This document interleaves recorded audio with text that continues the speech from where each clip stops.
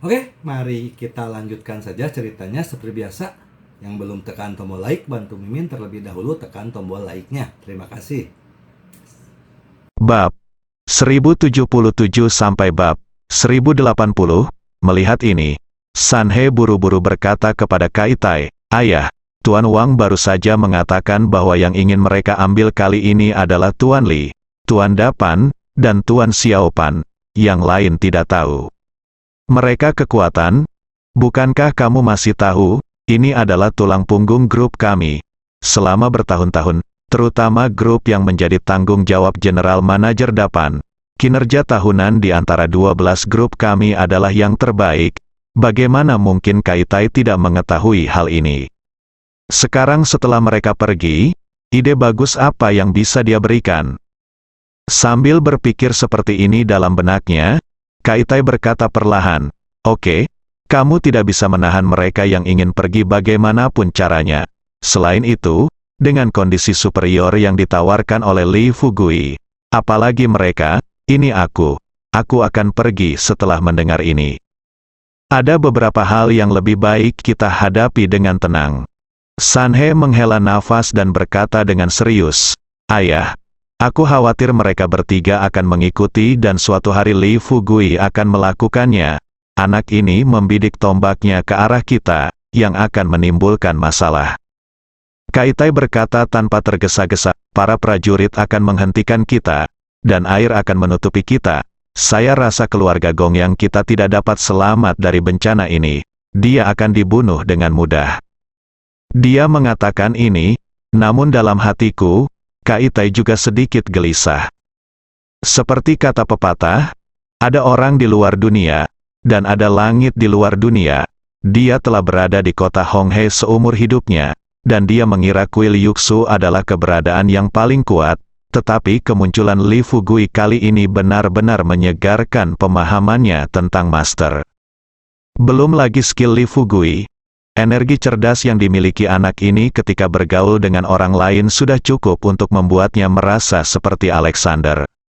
Sanhe menarik napas dalam-dalam. Sebagai anak kedua dari keluarga Gongyang, dia tidak akan menjadi kepala keluarga di masa depan, dan dia harus menempatkan dirinya pada posisi keluarga.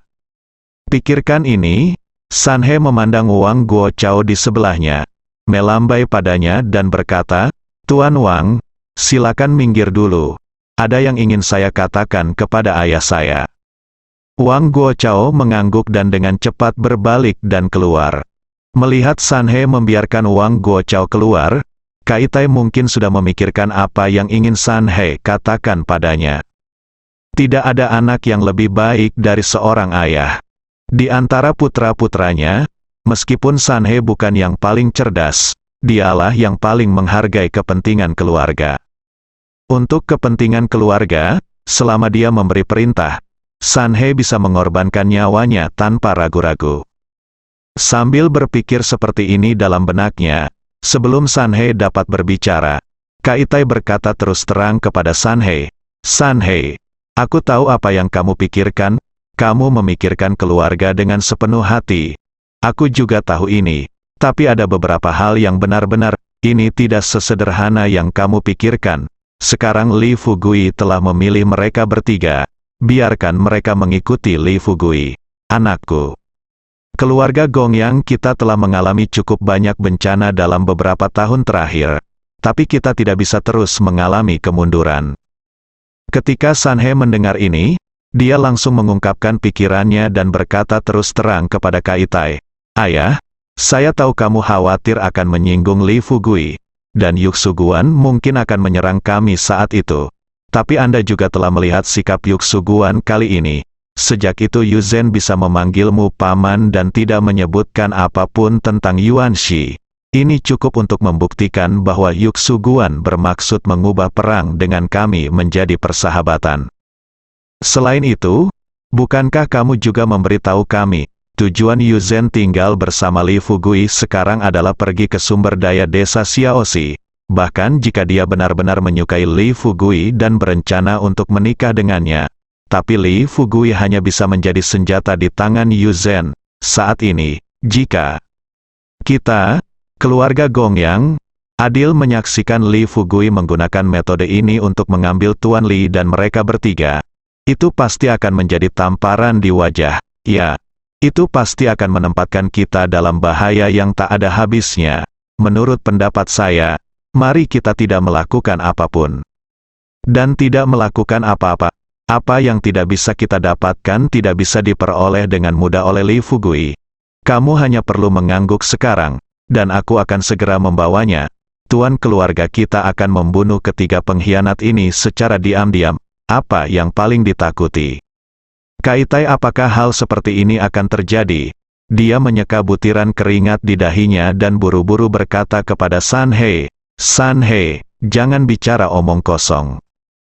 Tuan Li dan tiga lainnya adalah orang-orang yang telah memberikan kontribusi luar biasa kepada keluarga Gongyang kami. Sekarang mereka harus mengikuti Li pimpinan Fugui. Biarkan saja mereka pergi. Jika Anda menyakiti mereka, Anda akan menyakiti hati semua orang yang bekerja dengan keluarga Gongyang kita. Mengapa keluarga Gongyang kita mampu dengan tegas mengendalikan kota Honghe? Bukankah karena rakyat mendukung? Kami memberikan miliaran dan miliaran berbagai manfaat kepada masyarakat kota Honghe setiap tahun. Apa alasannya? San He, aku selalu berpikir kamu adalah orang yang pintar, tapi aku tidak menyangka kamu akan begitu bingung sekarang. Apakah Anda lupa pepatah lama? Seperti kata pepatah, dia yang memenangkan hati rakyat memenangkan dunia. Saya tidak ingin Anda menjadi raja suatu negara. Saya hanya ingin keluarga Gongyang kita bisa berdiri selamanya di kota Honghe. Itu sudah cukup. San He memahami kebenaran ini, tapi dia merasa masalah ini tidak ada gunanya. Li Fugui memburu orang secara terang-terangan, bisa dikatakan dia tidak menyelamatkan muka apapun untuk keluarga Gongyang. Tapi sekarang, orang tua itu telah memberikan perintah kematian. Dia tidak berani untuk tidak taat. Dengan sedikit kebencian di hatinya, San He berkata dengan marah, "Oke, aku akan pergi dan sibuk dulu." Melihat San He bersiap-siap untuk keluar, Kaitai buru-buru berkata, "Tunggu sebentar, ada hal lain yang ingin kukatakan padamu." San He dia berdiri diam dan membelakangi ayahnya. "Apa yang terjadi?" Kaitai berkata dengan serius, "Setelah kamu keluar, ingatlah untuk bersikap sopan kepada Tuan Li dan yang lainnya, dan beritahu San Shui, San Wo, dan yang lainnya bahwa kamu tidak boleh melakukan apapun hanya karena Tuan Li dan yang lainnya pergi. Bersikaplah picik. Sikap apa yang Anda miliki terhadap mereka sebelumnya? Sikap apa yang akan Anda miliki terhadap mereka di masa depan?" San He mengertakkan gigi, mengangguk dan berkata, "Saya akan cobalah yang terbaik." Kaitai berkata dengan dingin, "Ini bukan yang terbaik, itu suatu keharusan." San He menarik napas dalam-dalam, mencoba yang terbaik untuk menekan kemarahan yang tak ada habisnya di dalam hatinya, dan setelah membiarkan suasana hatinya perlahan-lahan menjadi tenang, dia mengangguk dan berkata, Oke, aku mendengarkanmu." Dengan kata-kata San He, hati Kaitai dipenuhi kekhawatiran. Baru saja saya perlahan-lahan melepaskannya. Tidak jauh, di kamar Li Fugui, Pan Menghan, Pan Le dan Li Jun sudah memikirkannya dengan matang. Sebenarnya tidak ada yang perlu diperhatikan dalam hal semacam ini. Dengan tawaran yang begitu murah hati, siapapun pasti tergoda. Yang terpenting adalah Li Fugui terlibat dalam bisnis ramuan, sebagai orang awam. Walaupun mereka tidak tahu banyak tentang obat mujarab, pada level mereka telah mendengar beberapa hal tentang obat mujarab. Selama obat mujarab digunakan, efeknya jauh lebih kuat daripada bahan obat biasa. Selain itu, ramuan umumnya digunakan oleh para pejuang zaman dahulu. Sebagian besar prajurit kuno memiliki berbagai ramuan ajaib yang memperpanjang hidup mereka. Sekarang mereka memiliki banyak uang. Bahkan jika mereka bertemu dengan anak yang hilang, akan memakan waktu beberapa tahun untuk benar-benar kehilangan aset di tangan mereka. Dalam hal ini, memperpanjang umur, menjaga tubuh tetap kuat dan bebas dari penyakit dan bencana jauh lebih penting daripada menghasilkan uang. Di bawah godaan ganda uang dan kesehatan, Li Jun berdiri lebih dulu. Tuan Li, nama keluarga saya adalah Li, dan nama keluarga Anda adalah Li. Mungkin kami adalah keluarga yang sama 500 tahun yang lalu. Sudah takdir kami bertemu dengan Anda hari ini. Anda sekarang setelah cabang zaitun telah diulurkan. Salah saya jika saya tidak menerimanya dengan kedua tangan. Saya pikir Anda sudah menyiapkan perjanjiannya. Bagaimana kalau kita menandatanganinya sekarang? Li Fugui tersenyum sedikit dan memandang Pan Menghan dan Pan Le dan dua lainnya. Keduanya tersenyum. Pan Menghan berkata lebih dulu, Tuan Li, saya akan menandatangani perjanjian sekarang. Pan Le juga mengangguk setuju. Saat ini, Jin Yi sudah mentransfer uang. Sebelum penandatanganan perjanjian secara resmi, Li Fugui mentransfer 100 juta kepada masing-masing dari 3 orang sesuai kesepakatan. Setelah pemindahan selesai, ketiga orang tersebut benar-benar kehilangan rasa khawatirnya dan segera menandatangani perjanjian kerja. Setelah perjanjian ditandatangani, Li Jun tersenyum belak-belakan dan berkata kepada Li Fugui, Tuan Li, perjanjian sudah ditandatangani sekarang. Kami akan mengundurkan diri besok. Kapan Anda akan kembali?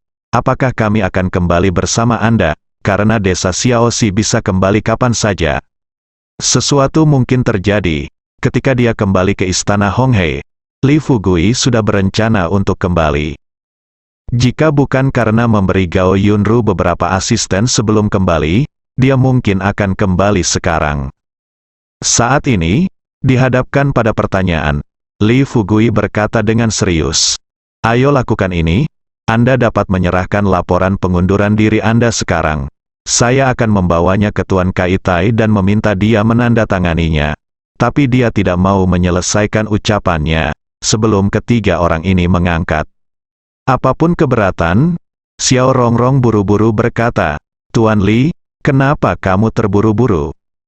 Setelah mengatakan itu, Xiao Rongrong buru-buru menarik Li Fugui ke satu sisi, dan kemudian berbisik, sudah sangat sulit bagi kita untuk berhasil menggali kali ini keluar dari ketiga orang ini. Bagaimana denganmu? Mereka baru saja menandatangani perjanjian denganmu, dan kamu berencana untuk menerima mereka kembali hari ini. Kamu harus tahu bahwa mereka semua adalah presiden grup, bukan karyawan biasa. Sekalipun karyawan biasa mengundurkan diri, pekerjaan mereka hal-hal juga perlu diserahkan. Saya tahu Anda baik kepada keluarga Gongyang. Sekarang Anda membawa laporan pengunduran diri mereka kepada Tuan Gongyang. Orang tua itu pasti akan menandatanganinya. Tetapi pernahkah Anda berpikir bahwa kelakuanmu akan berapa kerugian yang akan ditimbulkan pada keluarga Gongyang? Mungkin saja ketiga kelompok ini akan bangkrut karena pengunduran diri mendadak Presiden Li dan lainnya. Li Fugui merasa malu. Dia hanya ingin membawa beberapa orang kembali dengan cepat, tetapi dia tidak memikirkannya lebih dalam. Sekarang melihat Xiao Rongrong mengingatkannya, dia hanya bereaksi, berbalik dan tersenyum pada Li Jun dan yang lainnya dan berkata, Tuan Li, kamu tidak perlu terlalu cemas sekarang. Kamu bisa menjelaskan urusan pekerjaan dulu. Ngomong-ngomong, kamu mungkin bisa menghitungnya. Berapa hari yang diperlukan untuk menyerahkan pekerjaan itu dengan jelas? Ketiga orang itu saling memandang, dan Pan Menghan berkata terus terang, 2 hari sudah cukup, saya bisa membiarkan orang lain mengerjakannya prosedur selanjutnya.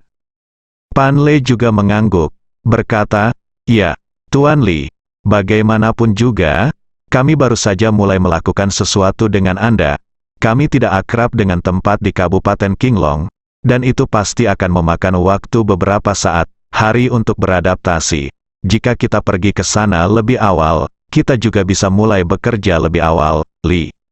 Fugui mengangguk dan berkata sambil tersenyum, oke. Kalau begitu, kamu bisa pergi dan mengerjakan pekerjaanmu dulu. Aku akan menunggumu di sini selama 2 hari. Dalam 2 hari, kita akan berangkat bersama. Li Jun dan yang lainnya saling berterima kasih, dan beberapa orang mengobrol di ruangan itu. Setelah beberapa saat, Xiao Rongrong menyuruh Li Jun dan yang lainnya keluar.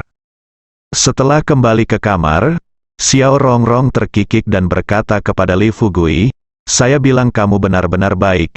Apakah ada pembuat onar seperti kamu? Untungnya, saya bukan Tuan Gong yang, jika saya jadi dia, saya tidak akan pernah bertemu orang seperti itu. Kamu, cepat atau lambat, kamu akan marah sampai mati. Li Fugui memegang cangkir teh di tangannya dan berkata dengan tenang, "Haha, itu karena strukturmu tidak cukup besar." Sementara Li Fugui, Xiao Rongrong dan yang lainnya sedang menunggu Li Jun dan yang lainnya menyerahkan prosedurnya. Sister Ming, Sun Soukang dan rombongan mereka telah kembali ke markas. Kantor Suster Ming, dia mengkhawatirkan Kapten Tim 7. Ia akhirnya menukar posisi Kapten Tim ke-7 dari Sun Soukang. Namun saat ini belum ada orang yang cocok untuk mengambil posisi tersebut. Tepat ketika Sister Ming sedang sedih, tanpa diduga, telepon di atas meja berdering. Setelah panggilan tersambung, yang tidak disangka Sister Ming adalah suara Qin Hui datang dari ujung sana. "Halo, Wakil Direktur Ming, saya Qin Hui." Sedikit yang dia tahu. Qin Hui adalah salah satu dari sedikit orang di tim 7 yang memiliki pikiran jernih. Dia sudah lama berada di tim 7, dan dia sudah mengetahui dengan baik situasi tim 7. Ditambah dengan kejadian ini, dia memiliki pandangan yang lebih jelas tentang karakter Sun Soukang. Coba pikirkan, bagi seseorang yang ingin melindungi kepentingannya agar tidak dirugikan, bahkan sepupunya sendiri pun bisa dijadikan tameng, jika dia bekerja untuk orang tersebut, bukankah dia yang akan menderita? Tapi saudari Ming berbeda. Sister Ming awalnya memiliki reputasi yang baik di game ke-6, tetapi perlakuannya terhadap bawahannya bahkan lebih buruk lagi. Kali ini, ia dicalonkan oleh Sun Soukang untuk menjadi kapten sementara, seolah-olah membantunya, namun nyatanya hanya untuk memancing kebencian. Siapa yang tidak tahu bahwa pergantian jabatan kapten memerlukan persetujuan beberapa wakil direktur administrasi umum? Tujuan Sun Soukang melakukan ini hanyalah untuk mencegah saudari Ming berkuasa, dan pada saat yang sama memberinya keuntungan, sehingga dia dapat mengabdi padanya di masa depan. Jika dia tidak bisa melewati ini selama bertahun-tahun di game ke-6, dia akan sia-sia. Pikirkan sebelum dan sesudahnya, Qin Hui memutuskan untuk berurusan dengan Sun Soukang di permukaan, namun kenyataannya dia beralih ke Sister Ming. Ada dua keuntungan melakukan hal ini. Pertama, memastikan seseorang bisa 100% menjadi kapten. Kedua, membuka jalan lain bagi dirinya untuk bertahan di game ke-6. Jangan sampai saatnya tiba ketika Sun Soukang tampaknya menggunakan Sun Souyuan sebagai tameng, membuatnya tidak punya pilihan selain mati. Saudari Ming tidak mengetahui pikiran Qin Hui saat ini. Setelah mendengar Qin Hui memperkenalkan dirinya dengan sederhana dan jelas, saudari Ming bertanya sambil setengah tersenyum, "Kapten Qin, telepon saya, ada apa?" Qin Hui tidak melakukannya. Duo Siang hanya menyatakan semua yang dia pikirkan. Di hadapan Sister Ming, Qin Hui juga tahu bahwa bertele-tele sekarang bukanlah pilihan terbaik. Karena dia ingin bergabung dengan Sister Ming, dia harus tulus. Hanya dengan cara inilah Sister Ming dapat merasa benar-benar nyaman, memperlakukannya sebagai miliknya, dan memanfaatkannya sepenuhnya. Qi Kuai Cui Xiao. Tunggu hingga Qin Hui selesai berbicara. Saudari Ming langsung tercengang. Dia tidak menyangka pemuda yang tampak jujur dan jujur itu benar-benar memiliki pemikiran seperti itu. Namun, melalui analisis orang ini, saudari Ming juga mengetahui bahwa apa yang dikatakan Qin Hui adalah benar. Bagi Qin Hui, cara terbaik untuk bertahan hidup saat ini adalah dengan bergabung dengannya dan mencari perlindungannya. Bagaimanapun, semua orang dapat melihat bahwa di antara banyak tim di game ke-6, hanya tim kedua yang berkembang sedemikian kuat di bawah perlindungannya. Apalagi sejak Li Fugui bergabung dengan tim kedua tidak hanya menambah darah segar, tapi juga orang-orang baru yang bergabung dengan tim kedua, entah itu Quicksand, Suetu atau Mermirror, siapa yang tidak serius. Tentu saja untuk penambahan Serenity, saudari Ming, demi Hua Duo, ingin menahan Li Fugui agar Li Fugui tidak mengira dirinya bisa mendominasi di game ke-6. Pikirkan ini, Saudari Ming kemudian perlahan berkata kepada Qin Hui, "Kapten Qin, jika Anda berpikir seperti ini, itu berarti Anda adalah orang yang pintar. Saya tidak akan mengatakan lebih banyak, lakukan saja pekerjaan Anda dengan tenang." Selain itu, Li Fugui telah melakukan pekerjaannya baru-baru ini. Di kota Honghe, kalian tim 7 harus mengawasinya dan jangan biarkan dia menimbulkan masalah lagi. Qin Hui setuju setelah mendengar ini. Waktu berlalu dan hari berikutnya tiba. Pemakaman yang diadakan oleh keluarga Ram di Gunung Ram berjalan sesuai jadwal. Kota Honghe, Jalan Honghe, jalan tersebut telah diberlakukan darurat militer. Jenazah di Gunung Gongyang diangkut dari istana Honghe, melalui jalan Honghe, dan langsung menuju ke makam leluhur keluarga Gongyang. Mobil jenazah melaju perlahan ke depan, musik sedih bergema di seluruh kota Honghe. 4 orang, Li Fugui, Yu Zhen, Hua Duoduo dan Xiao Rongrong, sedang duduk di dalam mobil di tengah. Mereka berpakaian hitam dan berencana pergi ke gunung untuk memuja arwah orang mati. Makam leluhur keluarga Gongyang terletak di puncak Gunung Honghe. Demi kenyamanan pemujaan leluhur, keluarga Gongyang telah membuka jalan dari bawah gunung hingga puncak gunung. Seluruh Gunung Honghe dianggap sebagai tanah pribadi keluarga Gongyang. Di kaki gunung, bunga putih besar tergantung di gerbang gunung. Di kedua sisi gerbang gunung, terdapat kerumunan orang yang ramai. Mereka semua berdiri diam dan menyaksikan mobil jenazah memasuki gunung. Di jalan dari bawah gunung ke puncak gunung, setiap 5 meter ada 2 orang pelayan keluarga Gongyang, dan setiap 10 meter ada 2 polisi dengan peluru tajam yang bertugas menjaga ketertiban. Li Fugui melihat pemandangan di sekitarnya dan tidak bisa menahan diri untuk tidak menghela nafas, senang sekali punya uang. Yu Zhen duduk di sebelah Li Fugui dan tidak bisa menahan diri untuk tidak berbisik, pemakaman ini saja akan menelan biaya puluhan juta. Li Fugui mengangguk dan berkata perlahan, "Jangan khawatir, kami akan menunggu sampai ayahmu meninggal. Saya ingin untuk mengadakan pemakaman yang lebih megah dari ini." Setelah mengatakan ini, Li Fugui menyadari bahwa kata-katanya agak tiba-tiba, dan dengan cepat mengubah kata-katanya, "Ya, aku tidak mengutuk ayahmu untuk mati lebih awal, Yu Zhen." Memberi Li Fugui memutar matanya dan berkata dengan marah, "Oh, aku sudah melihatnya sejak lama. Dalam hatimu, kamu berharap ayahku mati lebih awal, sehingga kamu bisa menggangguku dengan tidak bermoral." Li Fugui tersenyum pahit, merasakan tak berdaya.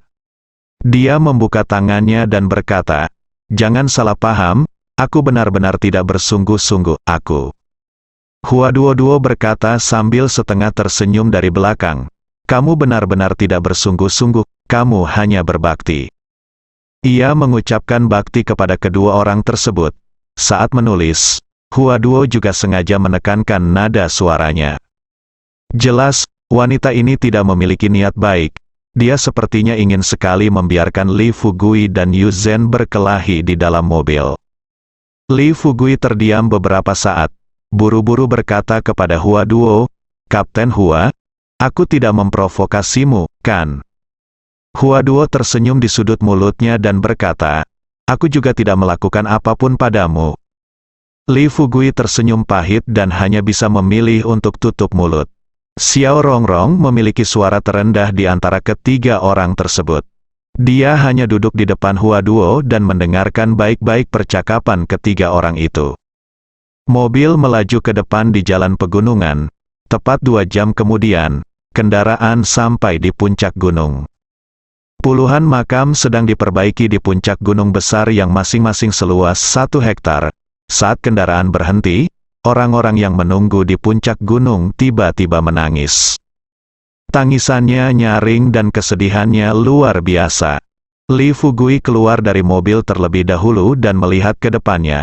Yu Zhen mengikuti dari belakang dan berkata kepada Li Fugui, "Fugui, menurutmu apakah orang-orang ini semua adalah putra yang berbakti dan cucu yang berbudi luhur?" Li Fugui menggelengkan kepalanya dan berkata, "Aku tidak tahu, kalau tidak.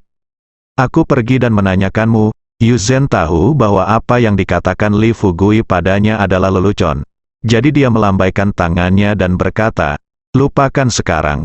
Jika kamu pergi ke sana dan bertanya, kami akan langsung diturunkan gunung." Pada saat ini Hua Duo juga datang dan berbisik kepada Li Fugui. "Oke, apa yang kamu lakukan berdiri di sini? Ayo kita beribadah dulu. Setelah itu, kita bisa turun gunung lebih awal." Begitu Hua Duo selesai berbicara, Xiao Rongrong merendahkan suaranya di dalam mobil. Dia berkata dengan suara, "Kalian pergilah, aku merasa sedikit tidak enak badan. Aku akan beristirahat di dalam mobil sebentar."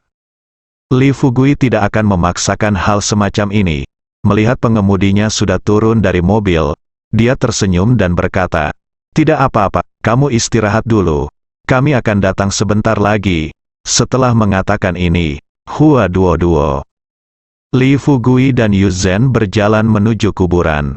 Namun, 1 jam kemudian, ketika Li Fugui, Hua Duo dan yang lainnya kembali, mereka terkejut saat mengetahui bahwa Xiao Rongrong, yang sedang beristirahat di dalam mobil, telah hilang. Melihat situasi ini, Li Fugui merasakan sedikit perasaan tidak menyenangkan di hatinya. Hua Duo juga bertanya dengan rasa ingin tahu dengan suara rendah, "Bukankah Rongrong menyuruh istirahat? Kenapa dia hilang?" Yu Zhen berkata dengan santai, "Bagaimana bisa orang hidup yang baik bisa hilang? Dia mungkin bangun dan pergi ke toilet, benar, Li?" Fugui sedikit mengernyit, tanpa mengucapkan sepatah kata pun, dia mengeluarkan ponselnya dan menghubungi nomor Xiao Rongrong.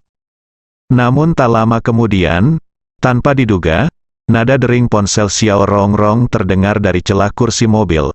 Hua Duo tanpa sadar berbalik, segera mengeluarkan ponsel dari celah kursi, lalu berkata kepada Li Fugui dengan tergesa-gesa, "Fugui, the telepon ada di sini."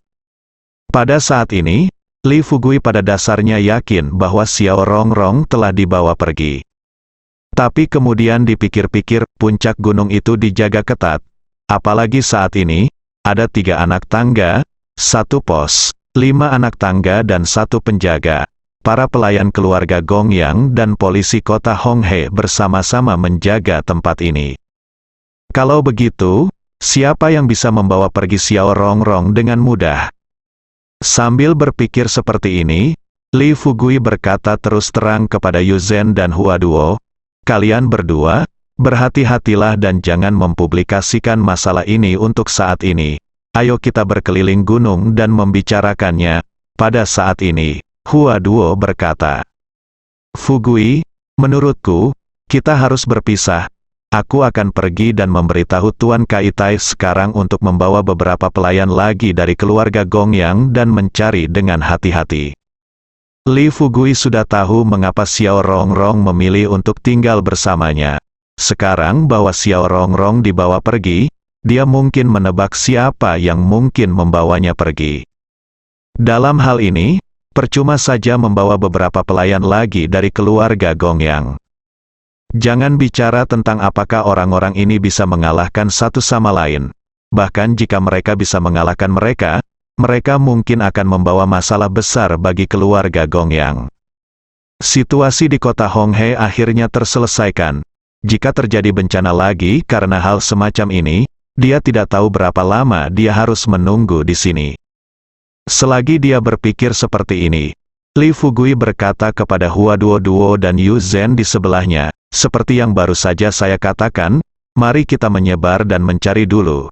Jika kita benar-benar tidak dapat menemukannya, belum terlambat untuk minta bantuan orang tua itu." Ketika dia mengatakan ini, Li Fugui sangat menantikannya. Dia berharap dapat segera menemukan Xiao Rongrong, karena hanya dengan cara inilah dia dapat kembali ke desa Xiaoxi secepatnya, sehingga dia dapat membiarkannya, hilangkan kekhawatirannya sesegera mungkin. Namun, saat itu sudah larut malam dalam sekejap mata. Pada pukul 8 malam, ketika Li Fugui, Hua Duo dan Yu Zhen bertemu di kaki gunung, wajah ketiga orang itu dipenuhi kesedihan.